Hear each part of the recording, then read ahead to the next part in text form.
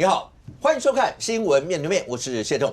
来，一看就会介绍今天要请到的特别来宾，左边第一位新北市议员左冠廷，武哥好，大家好；资深媒体人姚慧珍，大家好；政治学教授范世平老师，大家好；右边为您邀请到台北市议员游淑慧，大家好；桃园市议员备少将俞北辰将军，大家好；资深媒体人康仁俊，大家好。好，那全国所有的大罢免风潮现在已经烧到什么程度？那蓝营跟绿营各有多少人被点名？最起码第一个阶段被送了多少人呢？如果照现在的名单看起来的话，不夸张，我们的区域立委大概73席左右，超过一半那送上去，真的会是这样一个风潮吗？第二阶段哪一些人最危险？到第三阶段投票，整个国内政坛的一些的，包括现在蓝绿白之间的态势会有任何一点改变？白银不会有任何改变，那个8席就是在那个地方，但是白银在现在整个过程当中。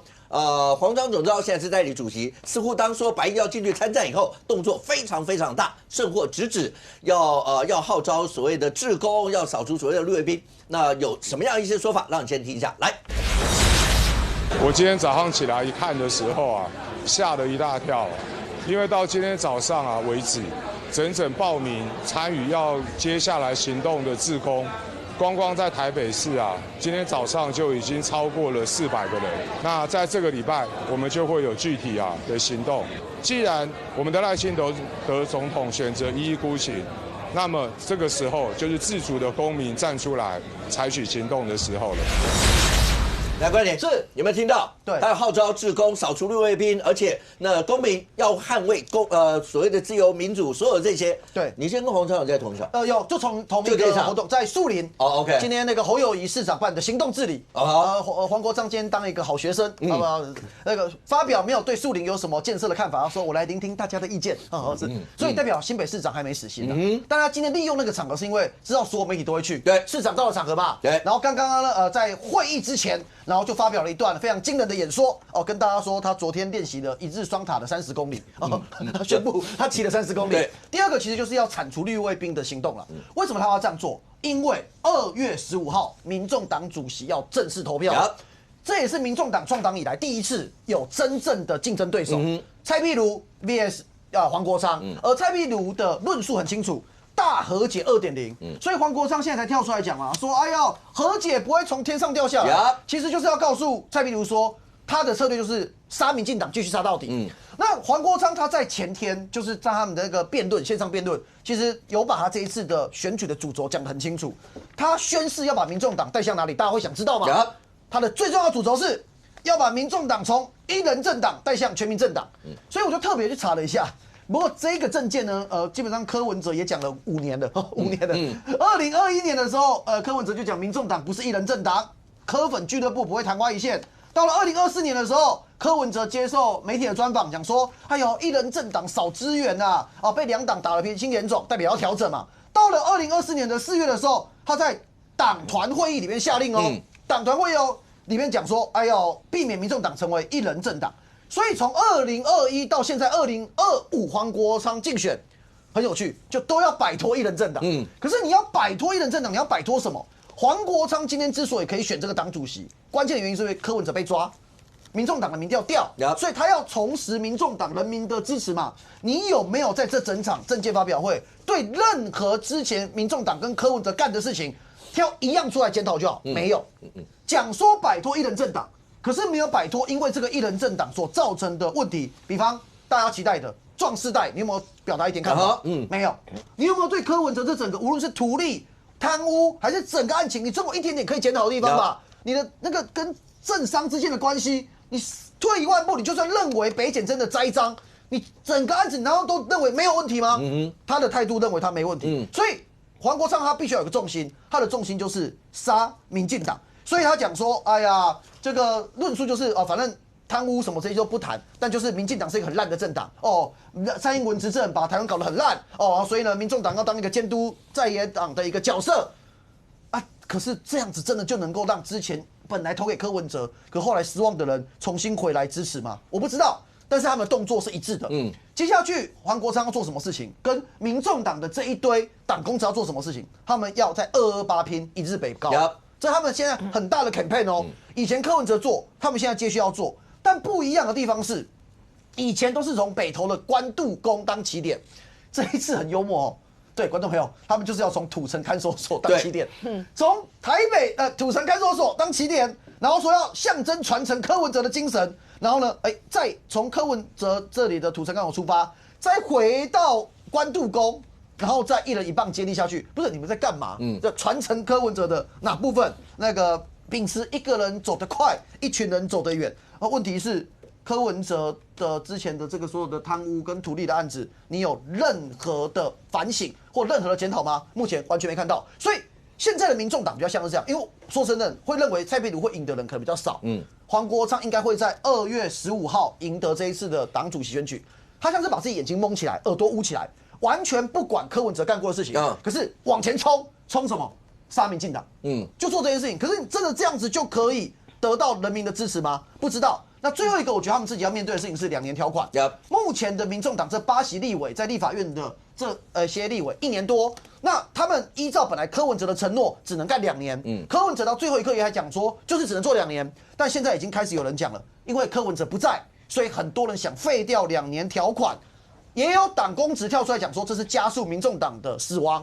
就看新的党主席怎么做。OK， 现在看起来的话，那当然不是单纯在乎，因为2月15号民众党党主席选举，那所有黄国昌的动作不单纯是要讨论黄国昌到底在这过程当中对党内选举怎么样，而是在这整个大罢免风潮之下，所谓有没有注意到黄国昌的动作，一切都剑指民进党，但是有很多人在讨论这个时候，都说他的声量远超过国民党。不管好了，虽然国民党大。但是党主席朱立伦也讲过要以战止战了，要什么？但是显然所有攫取声量是黄国昌，而他在整个过程当中，你看他在那边直接讲扫除绿卫兵，然后要找志工，哇，光台北，然后这个时候就已经有400个人了，那这个礼拜还会有具体的一些行动，所有这些大家都讲，他本来应该是来源的援军，大家现在似乎已经取代他变成一个元帅，会变成这样，蓝白两军现在看起来他是号令天下，莫敢不从。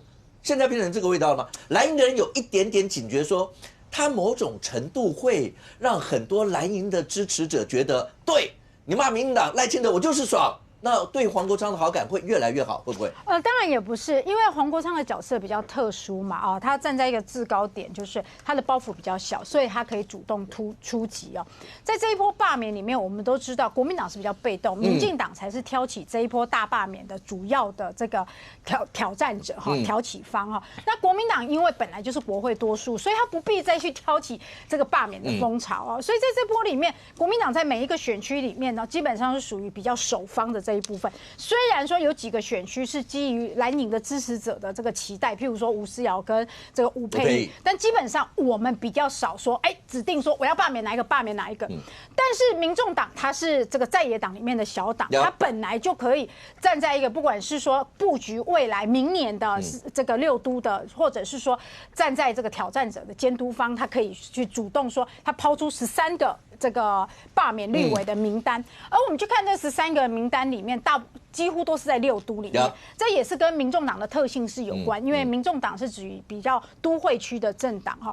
但是我觉得从另外一个观点，我看到黄国昌带领的民众党逐渐走出柯文哲的这个乌云了哈，因为他没有一直沉迷在说，哎呀司法正义啊，柯文哲无辜啦，我们一天到晚要去看守所看柯文哲，他没有嘛，他起码走出一个新的路线。但是国民党的思维又不一样了哈。大家知道，在中央当家的是民进党，可是在地方当家的是国民党哈。国民党多，所以国民党其实目前为止党中央都没有要去玩大罢免这件事情啊。各个选区有蓝营支持者的期待，那是各个选区。可是我们在各个县市还有要看县市首长，因为我们各个县市，我们县市首长是当家的，他未必想要去弄自己县市的立委，即便他是民进党的立委，但是如果这位民进党立委有配合争取预算或者是政绩的话，你没有必要说你县市首长带头来罢免自己县市的立委嘛，这个就是当家不闹事嘛，哈，所以我觉得还是要看每一个地方。那至于说台南跟高雄，我看到这个黄国昌抛出来也有台南跟高雄的这个民进党的立委。那台南跟高雄，国民党既没有县市首长，也没有立委，那如果要配合的话，那就要寻求我们这2个地方的议员，那也要看我们在地议员的考量哈。所以当然，民众党他们有他们自己政党的路线跟战略。但是国民党是不是就全面的去呼应或配合？我觉得也不必然，要看每一个县市的考量。可是所以你刚刚讲的当然对，你说包括地方首长，如果要是我在地方执政，是国民党当家，你当家不闹事，我也希望跟这个立委能好好合作。可是因为白银没有任何包袱嘛，对，白银那个8席，反正不管怎么冲，都是金刚不坏之身嘛，对不对？所以在这过程当中，那一定有好，譬如你说不管新北或是台中好了，如果首长觉得那不要了，那大家就是这样子相安无事。可是我相信蓝营的支持者一定有很多人说，那凭什么只有我们的人会被人家一天到晚弄？我们为什么不弄人家？对，这些相对来讲，那就有黄国昌能够带着他们了，因为黄国昌讲的合他的胃口，黄国昌讲的能够泄他心中的一股怨气啊，不管是什么原因。所以某种程度，为什么你觉得黄国昌现在越讲好？一方面2月15要选举了嘛，这个声量很重要；但另外一方面就是趁这个机会，蓝营里面有多少是我的支持者？柯文哲为什么能够在2024总统大选拿到26%的票？这就是国民党要注意的，是吗？你们就是这样子啊！如果我是黄国昌，我也这样冲啊！我能够冲到更大，一路往下这样走，你们的人势必要透过我来发泄这股怨气啊！对，这就是国民党自己要去小心的，就是在跟民进党的对抗之中，民众党会不会靠着吸取国民党的这个养分，一路的茁壮？那这当然是国民党要去思考的是，在你进合作的路上，你到底是合作，还是你变成养分的提供者？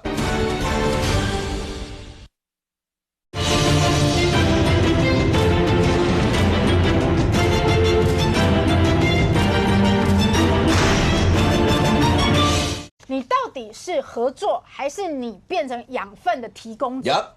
那这个是当时跟柯文哲在2023年一路谈蓝白合的过程之中，我们一路在谈蓝白合，但是柯文哲想的是，像当年共产党跟国民党在谈这个联合抗日的过程之中，他其实是3分抗日，7分壮大嘛，那这个。在2023年，我们曾经有过一次教训。那现在跟黄国昌主席的这个合作之中，当然国民党也要思考这一点，但是你也不能够一直在防人，又要合作，又要防人哦。所以我觉得这个当然党中央会去思考这一点，但是支持者对于我们自己国民党的这个，我觉得信任感也好，或者什么。我觉得国民党自己也要有信心啦，支持者对我们也要有信心，不能一天到晚想说啊，你骂的没有人家狠，我们就倒来倒去的。我觉得这个是双方互相要培养的啦。那 OK， 我补下，其实从黄国昌的行为会知道他们的策略。今天早上刚刚我们看那个黄国昌在树林的那个受访画面，其实就可见端倪。大家想一想，黄国昌已经多久没有出现在新北市的市政的行程？今天多扯。之前他在认真跑的时候，什么板桥什么出席，市政府还帮他做那个牌子嘛。今天呢，没有人预料他会到，所以那个牌子是用手写的。早上树林那一场下午他们赶快市府就做出那个打字的牌子嘛。下午土城他们可能有事就没到。但我的意思说，早上的这个手写的牌子代表说，其实市府也没有预料到他会去，这是第一点。第二点是现阶段黄国昌的策略其实很清晰了嘛。他为什么重新出来跑新北？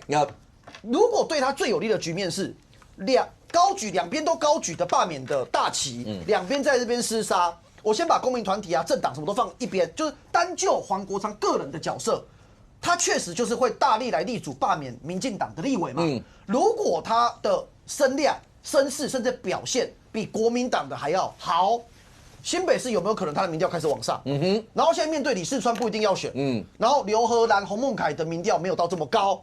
有没有可能到时候你们蓝白台南整合，他的策略觉得我民调已经比你高了，然后反而会来压国民党，这是有可能的哦。我再次提醒，新北市12个议员选区，民众党到目前为止还没有改变政策，是12个议员选区全数都要提名民众党的立委。现在民众党的议员，民众党的议员在新北市只有1席，他们要提12席，请问会冲击到我们还是国民党？就大家等着看嘛。不过现在看起来的话，任俊是大家终于知道。黄国昌总召为什么会讲说柯文哲透过在那个羁押的地方那个监视画面看到的是赖清德，是终于知道为什么看到赖清德总统，因为其实看到的应该是黄国昌透过那个镜头看到，因为黄国昌已经说了，以民众党为平台，他为台湾破坏2028政策纲领，是2028哦，大家都知道2028是总统大选嘛，所以有很多人讲说这是问鼎总统。民众党有一席总统门票，这个大家都知道。那刚才如果照冠廷讲，其实苏慧康也有点出来一点，就是国民党自己当然也要小心，在合作之下，不要变成人家的肥料跟养分。可是这个过程你很难避免，因为当黄国昌带着八席金刚不坏之身的立委，能够直接横冲直撞的往前打的时候，国民党有很多的一些的忌讳。那接下来呢？接下来就是这样，你势必会看到。我刚刚讲，柯文哲凭什么能够在2024的大选拿到26%的选票？你看到现在整个民众党大概剩下10%左右，因为那当然因为有他个人的原因，有所有这些。可是那20几%，难道有很多不是从国民党这个地方过来吗？现在黄国昌就是一样翻版过来就可以啦。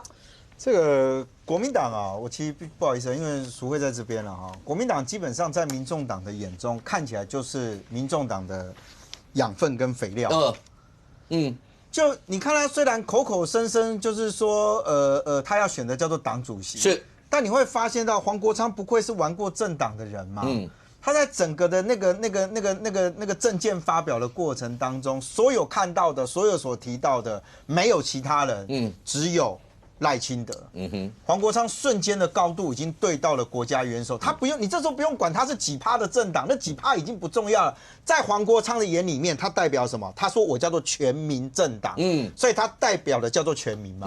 你看他在直播里面，财政收支划分法、吹哨者保护法，全部变成民众党的攻击啊。那国民党站旁边去了，为什么？那不重要了。所以我就说，现在对于黄国昌来讲啊，当然。你说黄国昌是不是对于国民党来讲是一个盟友？我讲，我跟国民党的立委都讨论过这件事情嘛啊，他们认为以现在的民众党或者以黄国昌的角度来讲，他不会去支持民进党，这他们很清楚知道。但是他们现在很怕的是，如果今天黄国昌带领的民众党也不支持国民党的时候，那怎么办？因为到立法院里面很现实嘛，民众党能玩的就那2招嘛。第一招就是支持国民党嘛，第二招就是那我不提案啊，就是我不投票嘛啊。但问题是会不会有一个招金的，比如说这一次的选罢法修正案里面，当选门槛+1的这件事情，民众党的态度就是不好意思哦，我不要支持你啊。所以国民党在这个党团在这个会期里面，这个案子也不敢碰。为什么？因为他生怕民众党我已经告诉你我不支持哦，如果你这样子，那我反对你的时候，这时候怎么办？而且8席的数字虽然不多，但是很好看。而且到目前为止，这个数字很好用。是。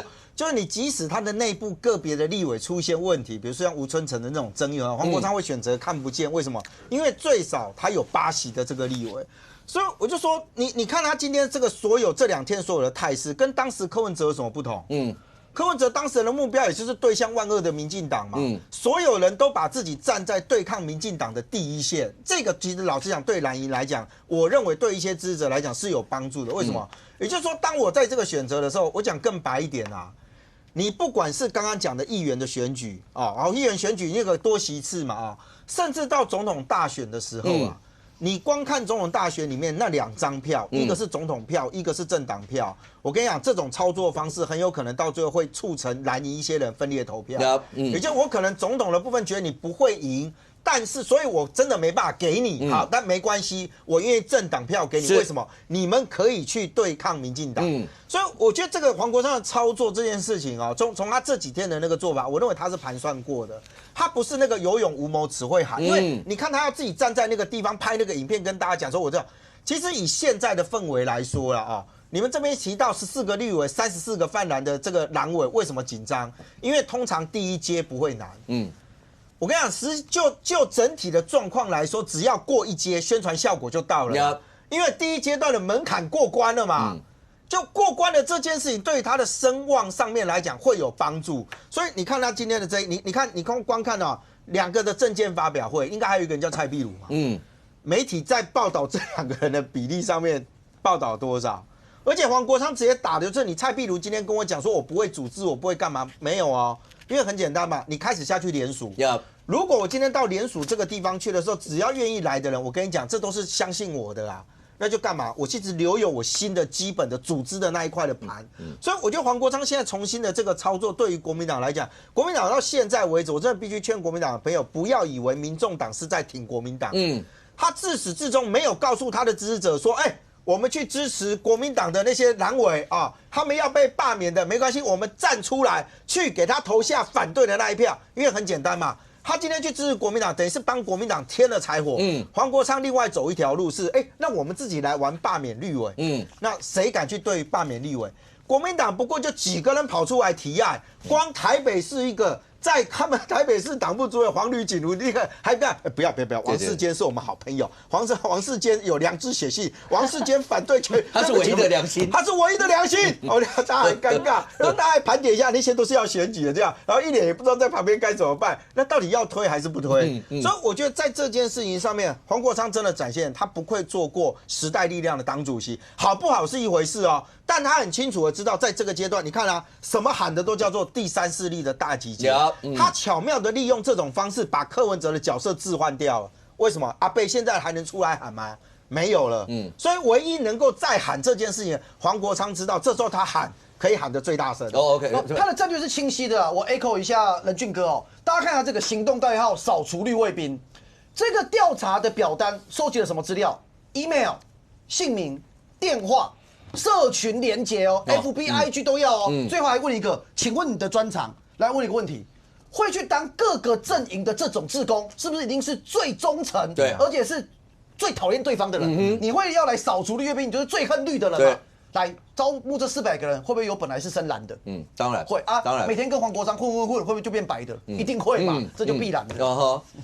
范老师，来，您是研究共产党，那个时候柯文哲的过程，大家一直都说他是以毛泽东为师。包括刚刚讲到抗日的那个过程，什么1分抗日啊，几分发展这些。现在黄国昌是以柯文哲为师吗？还是直接以毛泽东为师？他现在做的是真的是这样翻版，还是他会青出于蓝胜于蓝？毛泽东当时叫1分抗日，2分应付，7分壮大。对啊，就壮大是最重要的。那果然就是他这个在当延安嘛，他后来整个日本投降之后，他果然壮大了。是。念过政治学的人都认识一个人叫做马克思韦伯，他是19世纪末20世纪初非常重要的一个德国的政治学家。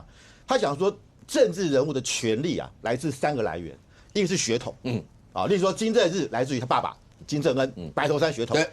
第二个就是按照法律，就是说我按照宪法我当选这个总统，我就是就任嘛。第3个来自于就是个人的魅力 charisma。我觉得柯文哲他这3个里面有2个，一个是个人魅力，柯文哲有魅力有吗？讲话很好笑啊，对不对啊？烧头啊，对不对？讲无厘头的话，大家觉得他很好，这个有魅力啊。他有没有血统？有哦，他的生日是跟谁同一天？蒋渭水，他也是医生啊，蒋渭水是医生啊。蒋渭水办了什么党？台湾民众党，我就叫台湾民众党，我等于就是蒋渭水的血统。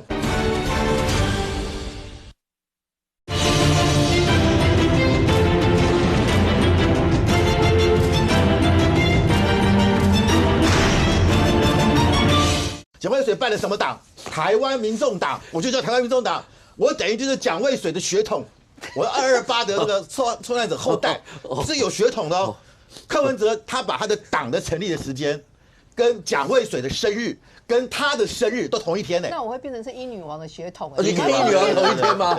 同一天，那你可以有加冕啊，我下次送你一个皇冠啊。谢谢。所以你看柯文哲他是特意找的是。8月6号这一天，2019年8月6号成立民众党，为什么精挑细选365天就选这一天？蒋渭水跟他的生日，所以这个就是什么血统论嘛。好，那问你，今天黄国昌有什么？他有没有 charisma？有魅力，跟柯文哲一样相形见绌。他有没有血统？没有啊，他跟柯文哲有什么关系？他跟蒋渭水不是8月6号啊？对，所以他不是生日8月6号嘛。他唯一的这个法理，我按照党章选出来，按照选票选出来，按照党章就任为党主席，所以他的基础，我刚刚讲过3个权力基础，柯文哲有2个，黄国昌只有1个。好，那这个时候他要用什么方式来代表他的正当性呢？就是打绿卫兵。就是他一定要有一个他的一个跟柯文哲不一样，因为柯文哲有他没有啊。所以他就必须要有一个正当性，就是打绿卫兵。范老师，打绿卫兵这一块。除了能够补足您刚刚讲那几个，他也许跟柯文哲比起来他不足的这些，不管是柯什么魅力啊或什么，某种程度算不算也是在跟蓝营现在的所有的这些你说领导的这几个政治人物比较起来，这些人打绿营没有打得这么凶哦。当你只要能够打到这么凶的时候，所有的蓝白的人往上看的政治人物，会觉得你就是我所有的精神象征啦。但是我要讲的就是说，现在就是，黄国昌要让民众党脱胎换骨，他要找到一个新的战略。那这个战略如果找得对，就会让民众党延续下去。如果找得错，那可能就是一帖毒药。所以我觉得这很关键。好，那我们要分析的是柯文哲的选票。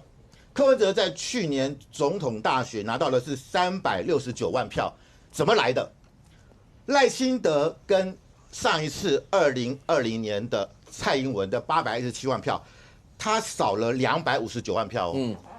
好，然后侯友宜跟上一次的韩国瑜少了85万票，谁少得多？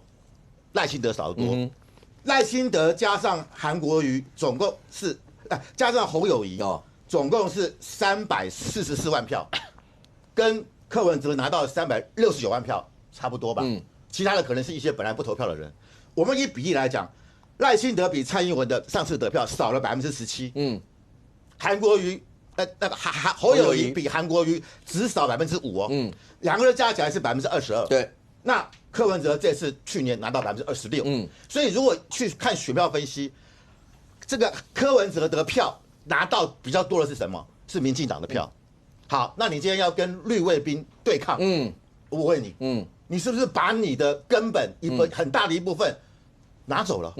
这件事情我问你，赖清德乐不乐见？当然乐见嘛，因为蓝绿就各自归队了嘛。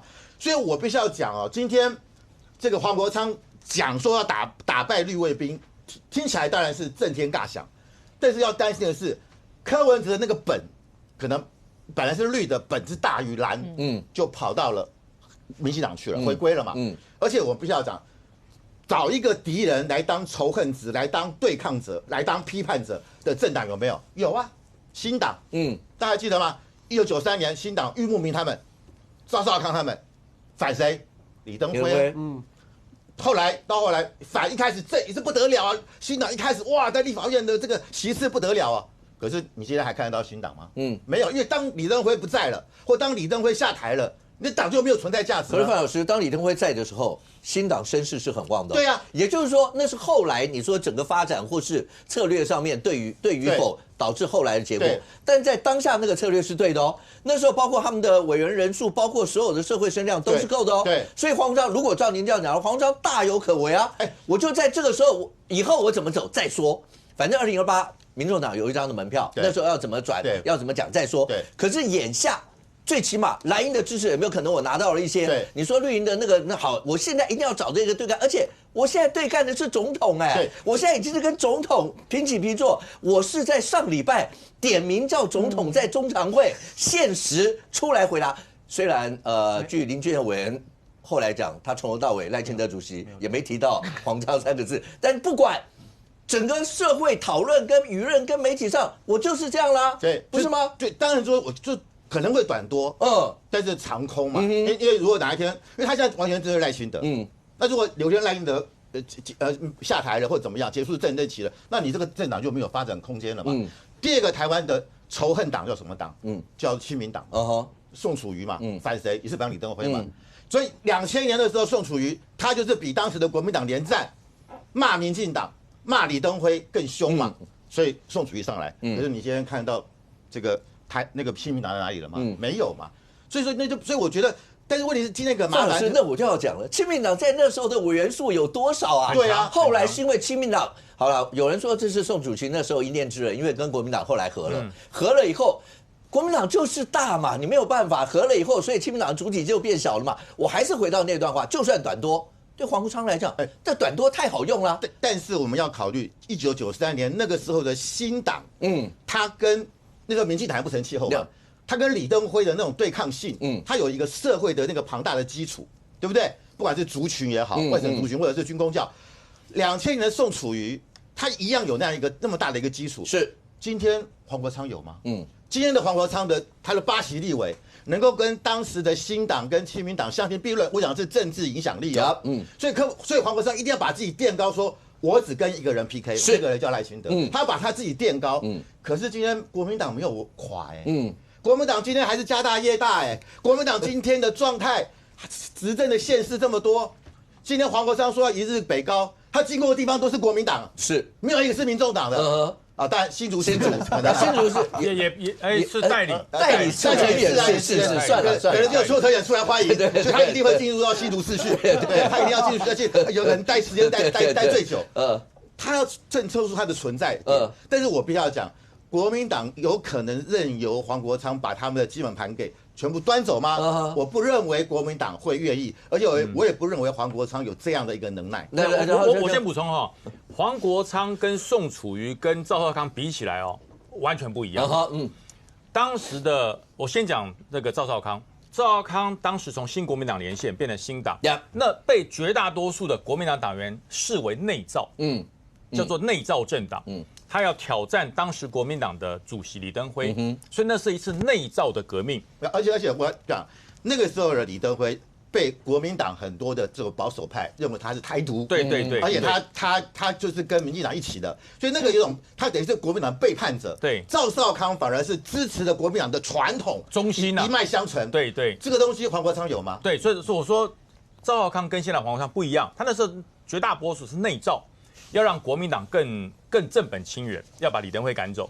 那后来赵少康失败了嘛？那宋楚瑜跟这个黄国昌比就更不能比了。因为宋楚瑜是干过省长的，宋楚瑜是帮李登辉拿下国民党江山的核心人物所以宋楚瑜跳出来挑战李登辉，出来选总统，那更不一样。那个所带来的势力，他有地方的力量，当过省长，有预算的，而且呢，他在国民党有一定的左右的能量，所以他也是被视为一个国民党正统的国民党，叫亲民党。那个时候我们的想法是这样，可是现在黄国昌呢？黄国昌如果要指名挑战赖清德，除非黄国昌曾经是忠贞的民进党员，在民进党的党部里面曾经说话举足轻重，曾经对于党的发展有非常精辟的破坏。黄国昌没有啊，黄国昌没有啊。那么我说黄国昌最大的能量是什么？就是把柯文哲喊的当时震天响的口号给丢掉了。柯文哲的口号是什么？垃圾不分蓝绿。这是柯文哲震天响口号。现在呢，黄国昌是蓝绿之间，他选择了蓝。那就违背了当时柯文哲创造的第三势力嘛。他这已经不是第三势力了。我一直在强调，台湾民众党只要改一个字，就变成新国民党，叫做台湾国民党。把民众党的众改成国，就变成台湾国民党啦。但是这个黄国昌现在我告诉你，打绿叫口号，青蓝叫手段，他想要壮大自己，独大才是目的。OK， 人家不是什么？你刚刚提到亲民党啊，小弟应该还对，不好意思，还有点资格，对，讲一下亲民党啊。亲民党跟民众党在国民党这件事情上面最大的问题，其实还是回到了柯文哲曾经讲过那句话，叫 DNA 不同。提到刚刚范老师提到那2次的国青合作老实讲，那个合作是由党主席的这个层级，双方都谈过。所以2次的国青合作到最后变成所谓的亲民党的立委回到国民党里面去。那个是一个必然的结果那个绝对不是说突然因为合作完了，然后大家说不好意思我要先走了，我觉得跟国民党没有，我就讲就那2次基本上都是这样。可是民众党其实是不同的，也就是说他跟国民党没有这个基础。黄国昌今天搞这么多事的第一个检验点在哪里？你知道明年的议员选举，因为议员选举是多席次的选举，国民党现在必须要担心的是，你要不要现在开始回来护盘？因为比如说刚刚冠廷提到的那一个，说人家出来拿单子，你知道对黄国昌来讲，他直接在回应蔡壁如的是，你不要跟我讲新竹，不要跟我讲新竹的组织，我全台都跑，这些人愿意留下基本资料的这些东西，就会成为新的黄国昌的追随者。所以他说一个台北，然后短的时间，光一个台北就400，对啊，如果他全国这样跑透的话，那你不知道会有多少。黄国昌不是喊六都嘛？对啊，他是6都再加新竹嘛，他们其实在这个地方都要有这个党团嘛。那代表的是席次是要大要进，他现在哪有什么党团，就台北市嘛那新竹有些他有些地方还用类似像政团的方式嘛就是说我可能找几个无党籍的什么大家一起合作，所以我就讲就是说他们2个其实完全不同。那你说亲民党对于那些，因为他的骨子里大家的 DNA， 国民党跟亲民党的 DNA 是相同的。你看刚刚提到，像刚刚将军提到说宋楚瑜当年选的那个状态，没错，他囊括了在那个时候，因为那个时候没有太多第三势力，所以第三势力往宋楚瑜那边靠。但是国民党的支持者给了宋楚瑜一个很难听的名字，到现在为止那个绰号都还在，他没有改变，叫宋盘嘛。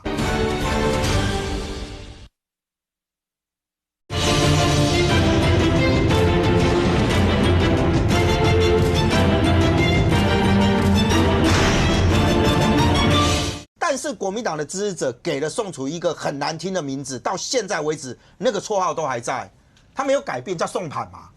就是他叛变了国民党嘛，讲白一点。可是你说到今天这个年代，谁会用这2个字去形容一个我不认同你这个政党？可是那个时候有用。但黄国昌很清楚的知道，这个时代已经跟当年不同了。OK， 很多他能够吸纳的那一种，就是我都已经不爽蓝绿，以前都是跟着柯文哲走，现在黄国昌找了一个利基是往这边走，但他更清楚的知道，他有很多东西必须会跟国民党高度重叠，所以他现在做的事情跟他所讲的话是国民党不会说的。就国民党即使要说，你是想我那一天就问那个我们的好朋友叶元之嘛，他说有啊，那个朱立伦也很硬啊，他觉得很硬了，那我就看看，我说你觉得硬，有时候我们觉得软，你知道吗？那他也只能笑笑，为什么？因为黄国昌现在所讲的每一句话，其实都是在挑动仇恨值。他所做的这个事情是把所有对于民进党不满的那一些人，高度把目光集中到他的身上，但他也知道啊，他今天要选的叫党主席啊。他的票源来自哪里？是民众党党员他的票不会来自于全民所以我就讲当他今天开始前面跟你喊说，我6都跟我新竹我要拿下党团，现在告诉你说我全台都要跑，然后把所有的高度的仇恨的目标对到说，我就是要对抗万恶的赖清德。刚刚主持人讲那句话很有趣啊，他说他看到柯文哲盯着那个，然后监视器看到赖清德。我其实是你黄国昌附身在柯文哲的体内，透过柯文哲的双眼看到了你自己的对象叫做赖清德嘛。不过现在看起来，所以慧珍是，如果真的讲罢免的话，其实我们在节目里面也问过嘛。其实来宾大家也都讲，罢免多少都有压力吧。对，不管是你说上至总统，下至里长吧，可能只要面临到这些，因为它就是个事儿嘛。不管说严重与否，它就是个事儿。可是只有白银没有这样一些问题。对。但是刚才人讲，因为罢免大家都知道是仇恨值的动员。对。黄章现在所讲的、所鼓动的所有这些，是不是都是仇恨值？而这个仇恨值不会反映在白银身上。对。蓝绿2大阵营或多或少都有一些投鼠忌器的地方或什么，只有白银没有。对。所以黄国昌可以喊得最大声。对。你看现在14个绿委、34个泛蓝系的委员全部被送，这已经占了我们现在所有区域绿委超过一半了。对。然后好，媒体上面有讲说，直接被锁定罢免的立委声量前10名，你算傅昆萁、徐巧芯这个蓝营占7席啦，傅昆萁、徐巧芯、王宏威、叶元之、陈玉珍，连金门罗志强、洪孟凯，绿营占3个，吴思瑶、吴沛忆、王定宇，所以对他来说仇恨值动力越高。可是蓝营要被罢的人，或绿营要被罢的人，好，绿营就算了，因为反正黄商就是要铲除绿卫兵嘛。对。可是对蓝营的人会不会觉得，你喊打喊杀到最后结果？那时候会反映在我身上是，所以你知道现在黄国昌在玩一个什么稳赢的局啊？牌桌上，大家看起来是3个人在打，蓝白绿啊，蓝的有没有声音？没声音，因为我想说他是完蛋的，我看起来输面比较大，我不敢下注。然后那个白的就拼命在喊啊，跟，为什么我 all in？ 为什么啊？反正我玩的是蓝营的筹码，就是玩我的，再怎么输我这把凶狠用谁？用蓝营的筹码。然后蓝营难道说？我没有同意哦，不管有没有同意，你就是要买单啊。现在情况就这样啊，所以为什么他要 all in？ 他动不动就 all in 啊，因为他 all in， 反正我是玩别人的筹码关我什么事？而且你要知道一件事哦，现在他在玩的是什么？小党最怕什么？被冷落。小党最怕没声量，小党最怕不被讨论。所以我透过这样激进激烈这样的一个方式。可以达到好几层效果。第一个，我自己选党主席，对不对？不用讲，对不对？第二件事情，我这几个什么400个壮士啊，禁卫军啊，我每一个城市都有一个禁卫军，到时候如果真的2026年要开始来动的时候，这400个是每个6都的400个城市，这个400人的那个禁卫军，会不会就变成是白营这个最冲锋陷阵的这一群人，就变成有组织盘啊？所以第二个，他也透过这次事情来弄一个操兵，来弄一个组织盘啊。第3件事情，他这样风风火火去弄之后，那白营蓝营都不敢讲话啊。所以呢，他也帮到了一个忙，什么忙呢？他帮了傅崐萁的忙。人家不都说那个国民党的党主席要选举吗？看起来对不对？朱立伦要选干嘛的？然后小傅一些感觉起来，小傅现在不是叫小傅叫大傅，连韩国瑜都要尊称一副大傅。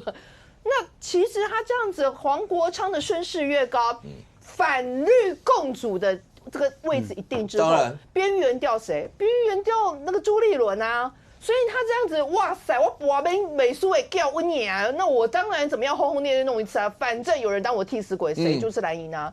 我觉得这是黄国昌，要是我是黄国昌，我也这样搞啊。那至于大家说什么民众党的本来的票是绿营比较多，我跟你讲，还能过去式啊啦，好不好？哪一个绿营的或者是中间选民看到那个柯文哲这件事情还投得下去？不可能。就算看到柯文哲的事情，你讲说好啦，他对抓去关土城，那没关系，我对民众哪有期待？吴春成又来了，对不对？所以有了柯文哲，然后又来了个吴春成，你哪一个绿营或中间选民还能弄得下去？那不可能啊！所以我觉得现在民众党要生存下去的，就是只有比蓝更蓝，激进蓝，对不对？激进红的蓝，他用这样子的方式才有办法去集聚目光，集聚激进选民的支持，然后进一步慢慢的去就是把那个蓝营的盘给慢慢的一个松动。那我是觉得。但是好，这个大罢免案看起来大家都觉得说，好像很多绿营的已经过了过了第一关啊，第二关看起来有一些应该也是比较多会过。可我觉得你知道有一个最重要，比如说像我周边的人，几乎没有人在讨论这件事，你知道为什么吗？为什么？罢免了，然后呢？再补选。那补完以后，如果还是一样的，对，就是说都没有变，没有改变，就是你不归你啊，这个，那大家会有一个疑问就是说，如果今天绿营要告诉我们，你只有立法院过半数的情况之下，你才有办法推动国政，那大家疑问就说啊，我的计划是温你来吗？就是你罢免支持啊，但其实你不要说，我觉得很多的中间选民也很讨厌这一次国会的乱象。但是他们之所以可能没有那个动力出来去做的有一个原因，就是觉得说，那会不会到最后就换一个蓝的，就变成是本来是什么52+2+8嘛，那会不会变成是什么49加几，然后又加8之类？就是你会觉得好像还是没有办法松动。好，第二个，就算绿营的真的过半数。有些人是不希望民进党全面执政的，像我也不希望民进党全面执政，因为我觉得民进党在很多的弊案，还有很多潜藏的弊案，目前根本没有挖出来。比如说文策院一大堆，你花了100亿，你花去哪里？没有，到现在目前为止，没有人给我答案啊！不是我讲哦，是民进党执政里面的主计处。他们主计部里面的主计处自己都有出说，你的这个文策院里面有预算50亿还是多少亿的预算不清哦。你甚至没有审核机制哦。这件事情我从年前讲到现在，有任何人鸟我一下吗？没有啊。有任何人回应一下吗？没有吗？这些所有事情是在哪里？是在民进党全面执政的情况之下，有民进党的立法委员针对文策院的一个相关的案子去发包给谁？50亿就这样花掉了，花去哪里？不知道。100亿，目前为止听说是花光光，而且文策院现在董事还告诉我，不用担心，我们又另外编了一个100亿。你编给谁啊？编去哪？到底谁领啊？难道全部都到了零日攻击吗？零日攻击这部剧更有趣，文化部文策院加起来弄了1亿多给他，另外资金是民间筹。结果有人给我爆料，民间筹是谁？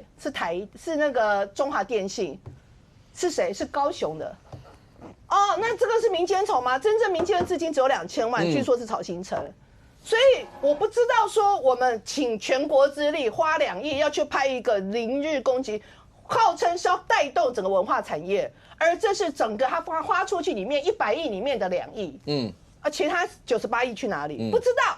所以这件事情文化部文策院整个一连串的弊案，甚至到有一些人那边党媒勾结所有的弊案哦，这件事情没有查清楚哦，我是不可能去支持民进党全面执政。因为过往的那一些洞还是黑的啊，你现在怎么？所以我觉得很多人有类似的想法。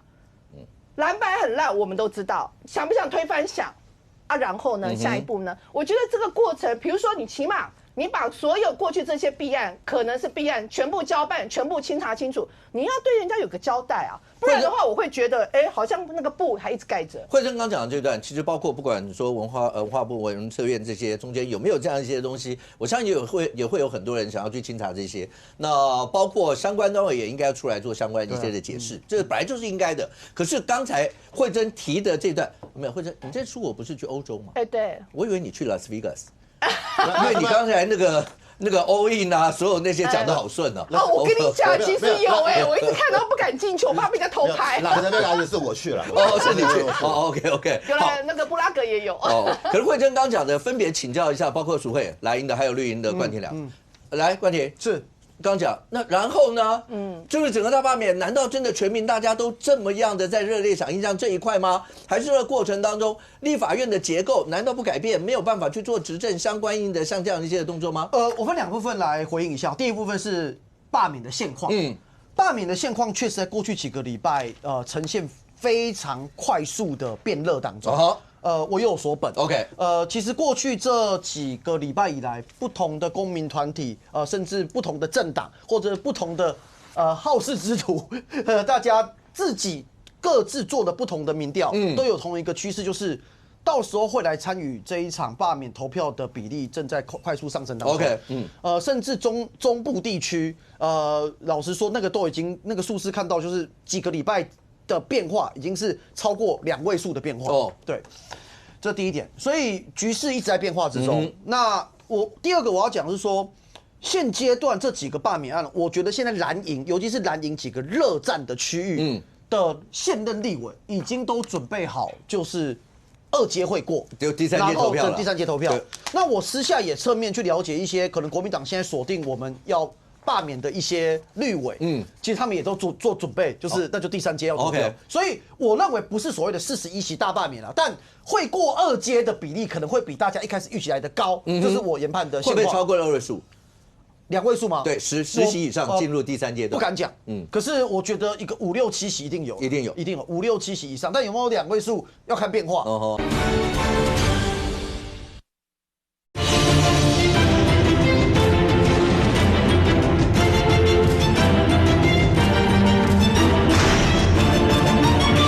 可是我觉得一个5、6、7席一定有5、6、7席以上，但有没有2位数要看变化，因为这个局势都在变化当中。如果要我现在赌，我认为会超过的几率比较高。对，你也觉得会超过10席？比较高。对，因为老实讲，要过2阶难，但也没有到这么难。是好，在第2个阶段，就是慧珍姐刚才跟小虎哥问的，就是说，那局势整个立院的局势要有什么改变？我觉得如果客观分析，我现在把我是党政人士退开，不外乎3种局势。第一个局面当然对于民进党而言，就是全面执政是一种局面嘛。就是如果说民进党现在的51席再加6席，就是国民党少6席，可是民进党也多6席，就57，这是57。那可是有没有可能？其实我一直在各个节目或网络上被回应，实话讲难啦，就6席要罢掉，是竞赢。我讲的不是罢掉而已，是还要赢回来。对，就是55%的选区，蓝营优势的选区，然后我们要提一个超优秀，然后对方超不优秀，然后我们赢了。不是说不可能的，比较难啊。不是，这个还包括什么？就是罢掉蓝营的，然后补选你有绿营的，然后还有绿营的，我们都守住。对，你们还要全部守住，你们要全部要进6，我们进6，就正负之后加6，这是首选。那第二种就是说，没有到那么多。其实有蛮多，甚至公民团体大家在聊的时候，他们是认为说，其实哪怕是民进党最后只加2席，可能政治的立院的局势就会大改变。因为目前的民众党现在是收输2端嘛。我举例，比方说罢免要加1这件事情，民众党不跟你玩。可是民众党不跟你玩，有可能去反对吗？举手反对吗？我是存疑的哦。那可是他不投票，最后结果也是支持加1啊。因为国民党现在就是最大党。那如果变成国民党少2席，民进党多2席之后，不会到达会整体讲什么全部都民进党讲了算，可是会有一种局面哦，就是国民党提的案子如果太离谱，民众党没有任何不参与的空间了。因为现在对民众党，刚刚任俊有说嘛，两种投票嘛，对，第一个要不然就支持国民党，第二个我不投票，对。可是如果要是差2席改变的话，就会变成民众党不能单纯说不投票，民进党变53，对，国民党变52，民众党还是8，那他就没有所谓的不投的选项了。他不投，那就我们会赢啊，我们多1席嘛，这是第二种啊。当然第三种就是罢来罢去，然后最后大家都还是一样，所以不会是这种。但是是哪一种？说真的，现在讲不清，因为一直都在变化中。来，诸位，第一个，刚才惠珍主任讲，那民众党黄商玩什么都 all in， 什么都 show hand， 结果玩的都是国民党的筹码，国民党就是人头被人家摆在那上头玩这些，是这个样吗？刚才讲到那个所有的罢免，所有可能产生一些变化，你自己评估呢？我觉得刚刚惠珍讲的哈，其实应该是说哈。不分区把区域拿来 all in， 然后不分区无伤。对啊，这个讲起来，柯建铭也这样子啊。柯建铭喊打喊杀，因为我自己也很多民进党的区域立委的朋友，其实也是有苦难言。因为民进党的区域立委去年也是选的水深火热，钱跟时间也是投入很多下去。今年也是被这样子搞，而且很多民进党的区域立委。他们也准备要选明年的县市首长提名啊，对不对？你今年也把它搞进去，那柯建铭、王义川、沈伯洋这些也是不分区，也是在那边党团喊打喊杀。但是至今柯建铭这个大总召、万年总召，他有提出任何军令状说没有罢掉一个，我老柯辞职不干吗？人家当年游锡堃多么有霸气啊！立法院长如果没有这个当选的话，我就辞掉。民进党的席次不够，干他什么事情啊？哈，是党的问题，又不是他的事情，可是他就辞职不干了嘛，对不对？但是柯建铭完全没有提自己的责任哦，他只说一定会成功，41席大罢免，但是他完全没有提说，如果有这个没有成功，他有什么责任？而且这个大罢免令还不是来自于党中央、党主席，是来自一个党团的总召而已哈。所以不分区把区域 all in， 然后自己没有成本，其实民进党也在出现这种事嘛。那刚刚这个卓冠廷讲的，其实我们在节目前有讨论哈。任何一个地方哈，其实我之前就讲过1过10都很容易，就是1%第一阶段、第二阶段。对，但是民进党现在要面临的是4关的考验哈。第一阶段、第二阶段这2关嘛，第3阶段就是罢免的投票嘛。然后就算万幸给你罢免过了，你还要面临补选的考验哈。那我是这样认为啦，不管是罢免的投票或者是补选的投票，吸引中间选民都很难，投票率不可能像大选一样冲到70%，大概都是蓝绿白的基本盘出来。那民进党就要去算哈，罢免的同意票跟不同意票，绿的基本盘有没有可能大于白加蓝？然后再去算补选的基本盘，绿有没有可能败赢白加蓝？别的选区我不知道，例如以这个内湖南港这个选区啊，民进党一个非常天真的算法，说高嘉瑜加吴欣岱加起来过50%，所以罢免李彦秀易如反掌。好，但他们没有算清楚的是，高嘉瑜、吴欣岱加李彦秀这3咖里面没有民众党，没有白的。那一年高嘉瑜拿了大量柯文哲的选票。所以你要回归到2022年那一个的比较准，因为那时候有白的，不管是市议员有白，或者是市长也有黄珊珊。我告诉大家，2022年的投票率75%，陈时中的选票只有61442万票，但是罢免李彦秀要过25%的门槛要多少？要79500多票，所以也就是，即便你投票率冲到75%，陈时中所有民进党的票出来投，都没有到25%的门槛。因为内湖南港的基本盘，其实这个蓝加白是远高于绿的。所以这就是民进党要去精算的嘛。到最后罢免的结果，是不是真的能如民进党的意，要去算基本盘 ？OK。将军，那再怎么算？你说当喊出要罢蓝营41席，就包括泛蓝席41席，有很多人就会讲这个贝多利分，因为一定热闹，一定好看，但是真正实质上能够霸到这么多吗？敏凤在节目里面讲过，如果集中在10几席，也许效果会更好。但是这不管，现在场面已经变成这样，甚或连金门大家知道吗？金门马祖一定是最蓝的地区，连金门陈玉珍，然后也有罢团讲说，谁说金门不能动？可是这样的那些动法，对整个罢免结果会有什么样的影响？赖总统今天召集无院院长，然后大家谈，然后谈，赖总统也说，然后希望各政党之间大家是竞合，不是零和。但某种程度看起来，现在大家真的是对干到零和了。如果是政党之间的对干哈，我真的觉得还有的解，有的解。现在不是，现在是反赖跟反共的罢免啊，反赖跟反共的罢免哦。你是要反赖清德的，那就往黄国昌那边靠，那就罢免。你是要反共的，你就往曹兴诚这边靠。现在问题在这里哦，是反共跟反赖的罢免。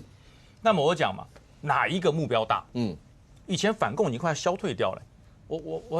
我虽然没有像国父什么革命40年之经验啊，我反共也至少30几年了。从我进入军校到现在，一直都在反共。反共是在那个两蒋时代是冲到最高潮，写作文的时候最后都要完成反攻大业，解救大陆苦难同胞，加分。对，到现在我都没再写了，再写会变笑话。可是曾几何时，最近反共的号角又响起来，所以要罢掉立委，不是蓝或绿，是亲共的。要罢掉也是亲共的立委。我讲亲共不是亲中哈，反共不仇中，是亲共的立委。哪一些立委亲共？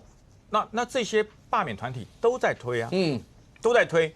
我今天早上收到了一个朋友寄给我一个 line， 他说哈，你还记不记得你在金门看到了这个图片？我给大家看哦，我不知道看不看得到哈，这个图片，人家寄给我的，在金门的一个图片叫做共匪不灭，誓死不归啊，这在金门的某个坑道里面，我一个朋友去金门玩寄给我的，各位，这个以前叫做必须，现在被视为多余。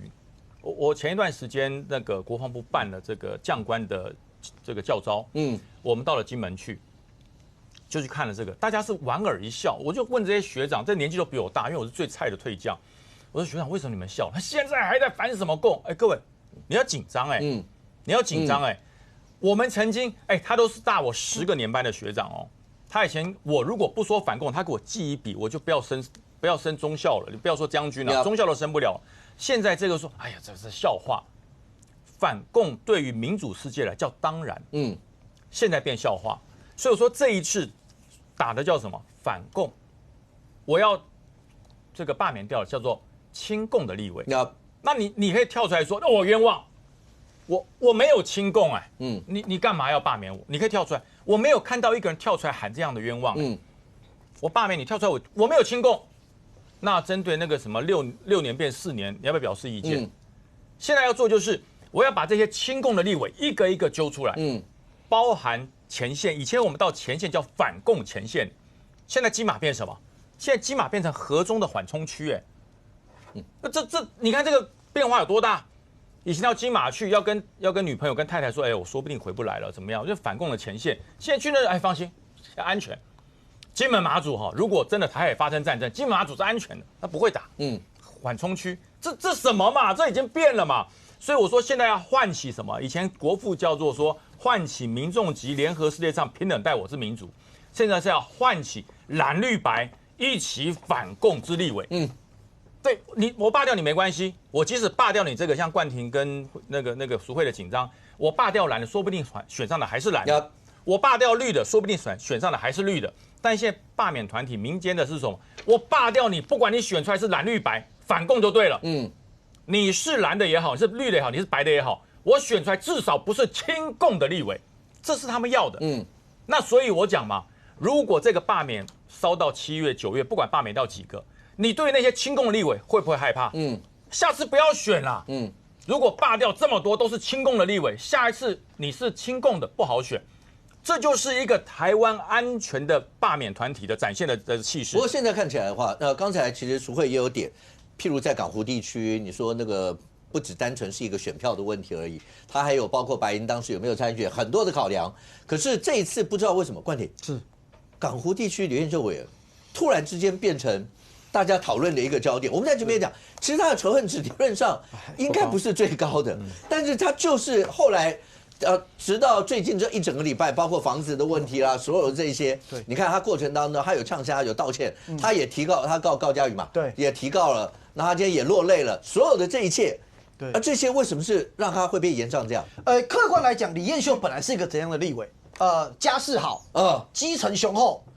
跟同党的人缘不佳，不，这个客观讲，就是，同党人缘很好啊。好，那个没关系，所以我讲，反正我听到了啊，那个各抒己见。可是这个状况底下，怎么会突然变成23000个联署的这个事情出来的时候，其实大家吓了一跳。就背后这有力量嘛，这背后是有组织的力量，两种组织，一种是哇，志工真的很热情，霸团哦，全部散出去。但多到23000票，我还是有点讶异。好，就代表一种无形的力量啊，无论是蓝的绿的、白的，不知道，反正无形的力量，反正就是多了23000啊，懂了就懂。好，那这个状况，大家笑就好，你们懂就懂，大家笑就好，各自解读，各自解读，我好不懂哦。有些各种说法啦，各种说法。好，总之就是数量到了嘛，代表什么意思？李彦秀这一席会是台北市，我们已经可以确定，就是会最后就是投要不要罢免的一席了嘛？对啊，就其他区还没有到，二阶也差不多了，二阶23000就只差几千票了啊，所以就是会了嘛，就是已经不用讨论他要不要投票，而是投了谁会赢。对，那另外一个就是说，因为美国房子这件事情，确实因为李彦秀他危机处理真的很糟了。我说的他的糟法是什么？我今天不跟你讨论细节，你怎么会有一个这么简单的事情没办法一次讲清楚？我先讲哦，他那天那个录影录出来的时候，所有圈内的大家都傻眼了，就是你在回应一个美国的房子的事情，结果你在那个录影的那个，就是现在这个画面后面，这就看起来像美国的房子嘛，那个百叶窗、那个沙发后面的那个墙壁的油漆，以及左下角那个插座，这4大特色综合起来就是美国的房子嘛。就你在一个美国的房子，然后回应啊，我在美国的房子的争议，结果还没办法一次讲清楚。请问他到底现在是在美国曾经有2间还是3间？现在没有人可以确定啊，因为2间在那个 Ivan 的那2间时间点对起来感觉像2间，另外在 Fullerton 的那一间，现在看起来你从基金就是他的家族的这个基金买了之后又卖给自己，然后去收租，那当然他现在变防御嘛。李彦秀的回法是没有啊，对我去查了法令，他说因为收入每个月28万，一年336万，那我们要缴台湾税的免税的750万，对，没有错。可是这些你不觉得都有办法一次讲清楚的事吗？包含一开始被揭露有2间房子，在2个不同地区，后来他自己出来回应讲啊，1998年我刚当议员的时候，确实又有漏报另外1间，所以你整个状况底下你没办法一次把它讲清楚，那当然会出包嘛。再来就是现在关键点，到底李彦秀他的身份，就是说我们都相信他讲话嘛，他讲说他只有中华民国国籍。他没有申请过绿卡，那这2个要件底下，他怎么有办法去申请这个所谓的7000美元的租金减免？那他现在自己讲法，他说啊，因为他在念书的时候有所谓的这个 Social Security Number， 那这个不是每个学生都有哦，你要在那边学生有合法的得到工作权，然后在那边有打工达到一定的时数，然后最后拿到了之后才可以去抵免这租金，就这一堆问题就是越闹越大，然后又多爆料又出来，比方说，像我们也都不知道，哇，他试算下来每个月有8655美金，每个月领这个所谓的20几万，把美国的房子租出去，不知道他的回法就是啊，我又没有达到那个法定需要报台湾税的门槛，所以我没揭露。好，然后马上又被揭露，王一川后来看到不对啊，你这个那个侯 and 李这个家族信托买的，结果回卖给他，等于是信托买房，然后再回去卖给自己。然后再来，现在又被揭露说，那不对啊，那信托财产申报找出来，信托没有财产申报，就是这一堆都是不需要犯的错误，就一直切下去，这当然就会让这个火越烧越大。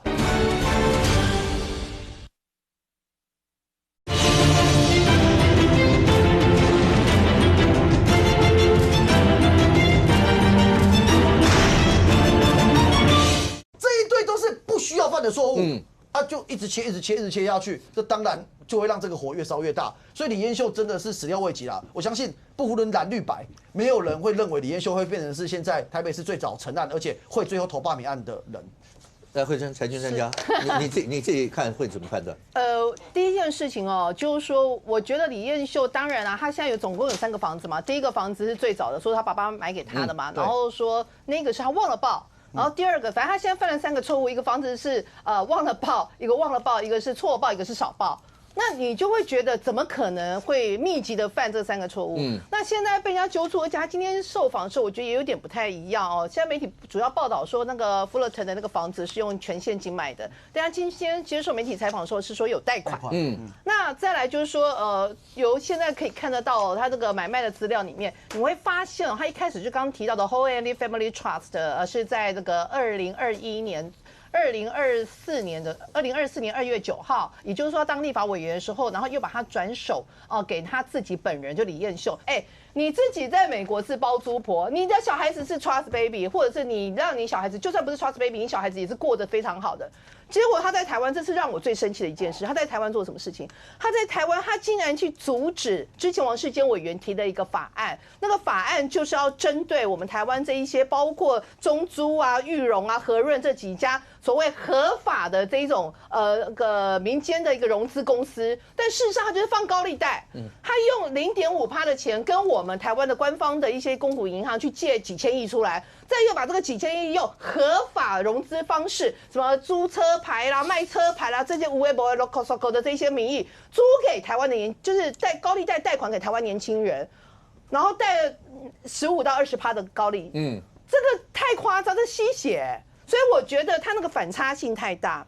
你自己是包租婆，你假贺做听课，恁囝恁早囝要读一个租房子都弄好好的，结果你在台湾，然后你协助台团，让他们对台湾这些几十万、数百万的年轻人被剥削，弄高利贷，你喊卡，我觉得这个东西是很大的一个反差。所以第一个，这些对于港湖这次的投票，这些房产这些争议，会不会产生很大一些的变数？另外一个是跟蓝营有关，因为大家一直都觉得好了，包括叶元之自己在节目里面也讲到，他已经准备好一定要做第3阶段投票，类似这些。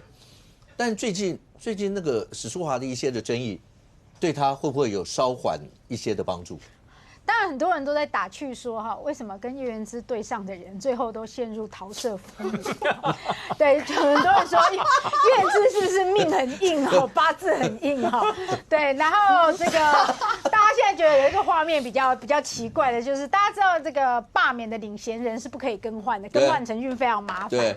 所以到最后那个罢免的程序，还有一个就是罢免的领衔人哈，必须跟叶元之有一场类似政见发表会。如果叶元之不断的把那个判决书那个闲思对话拿出来念，然后对上这个史书华去念罢免的理由的话，那个画面会有一点很有趣，不知道谁要罢免谁哈。但不管啦，这就是板桥上，对，就这个史书华自己都有点没有正当性，到底谁失德有亏哈这件事情哈。那讲到燕秀姐这次的房产争议哈，我必须要说，其实高嘉瑜2024年的立法委员大选就有打过这个，对，就有打过这个了啊。当时燕秀已经解释过了啊，该补正的补正，该认法的认法，他已经说明过一次了。